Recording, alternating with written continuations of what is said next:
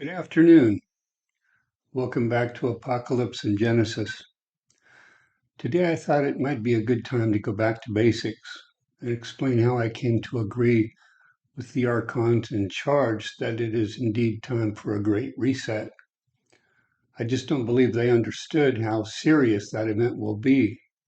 It's not just a shell game to steal your money and hand it over to the empire. I mean, if Noah's flood supposedly led to a population bottleneck of 8 people on the planet, well, then why is the military industrial complex assuming the world will still have 95% of its people come the end of next year, especially when their population projections were off by about 1 billion people before we started? I know our scientists don't believe the ancients had a clue about the precession, the time it takes Polaris to run a lap of the zodiac, until Hipparchus made the estimate in 150 BC. However, since I have rocks clearly showing apocalyptic events in the zodiacal times of the cusp of Pisces Aquarius, Gemini Taurus, Leo Virgo, and Scorpio Sagittarius, and those events date back many thousands of years, I believe our ancestors were much smarter than we gave them credit.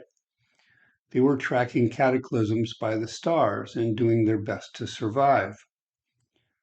I believe this time Polaris and Canopus will play the alter egos of Fomalhaut and Regulus when Atlas and Hercules begin their end times handoff. Draco tilts forward about 90 degrees, Revelation 12:4. Only I don't believe the woman having a baby this time is Virgo. I think it's Aquarius. Forgive the Hercules there on the left. I let him share the Farnese globe so you could see what theoretically happens when Pegasus and his riders, Jupiter and Orion, fly to the head of the class. That is how the age of Aquarius begins, despite the cupbearer of the gods being a southern constellation. And Hercules, um, as I say, is the god of the north, and the flip side is Orion Atlas, the underworld guide that normally holds us up. Notice the beast in his right hand is suddenly brightening.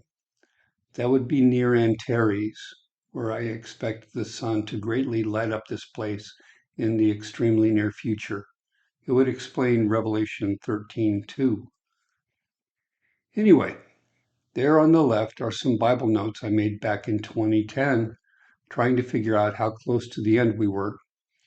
Mind you, I wasn't the only nut making the attempt. For example, the big slide on the right was from the late Dewey Bruton's video called Daniel's Timeline, End Times Prophecy. And yes, I totally realized that in Matthew 25, Jesus said, "Ye know neither the day nor the hour wherein the Son of Man cometh." But I also knew, he was angry with the Pharisees, saying, "O ye hypocrites, ye can discern the face of the sky, but can ye not discern the signs of the times?" Based on what I had figured out up to that time, I made the bottom entry on a website where I was tracking things for about 7 years, and I started looking for signs. The Rig Veda, for example, begins with a great fire, the word Agni. Persians would also recall this ekpyrosis by a vernal equinox in the sign of Orion, beginning the age of Taurus. Later at Babylon, the priests would begin the year with the god Bel Marduk at the first point of Agru in the month of Nisan, again, vernal equinox. Moses changed the new year from 1 Tishri to 1 Nisan to remember the same. So the Ram, the Lamb of God, the Yahoo, traveling around the zodiac as the first of Aries, would mark the quarter precessions that John the Baptist would call the age of Mars, our judgment by another name.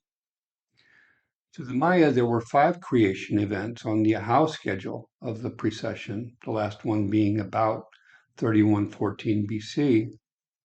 Like the waves of the bull elephants or waves on that Etruscan plate on the right, The Hindu also remembered that fourth millennium flood, calling it the death of Vishnu, a phoenix day, when the avatar ascended. Now he returns for war. I hope you're ready.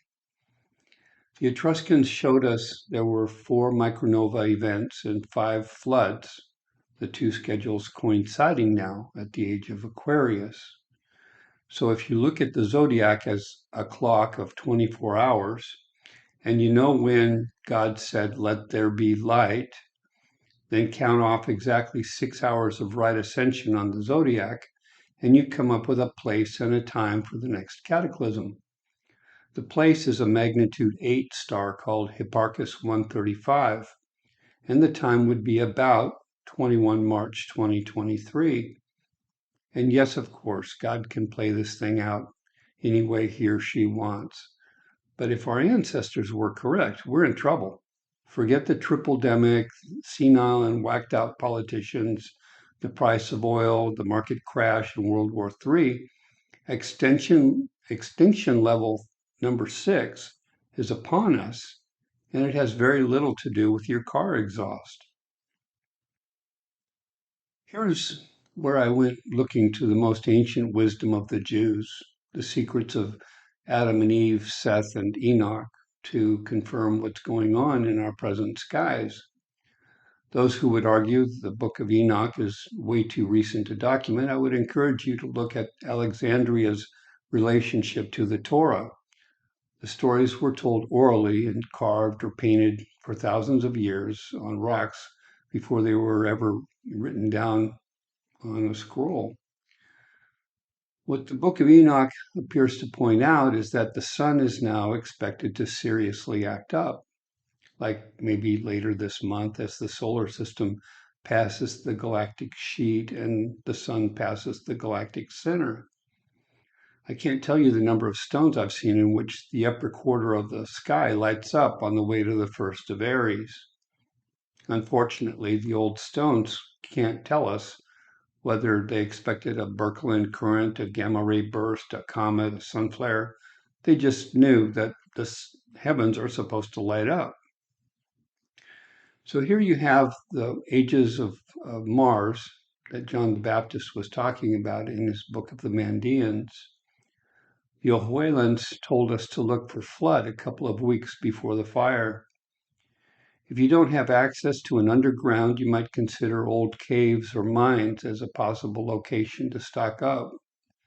Meteor falls, cosmic rays, heightened solar radiation, even fallout were some of the many hazards mankind doesn't think about until it's way too late to do anything. Well, again, I'll paste a couple of clips from friends with old rocks. The thing to notice on the first one is that black star and red star are 2 ends or 2 sides of the same star system flying through our solar system and messing with the poles next year. Or at least that's my reading. NASA certainly won't tell you in time. The pyramid texts say, "He comes against you, Horus with the blue eye. Beware of Horus with the red eye, whose anger is evil, whose power one cannot withstand." In the second clip, you have the axis of the tree of life marked with an Ankh, the symbol of life, as well as Orion, about to fly over us again next year.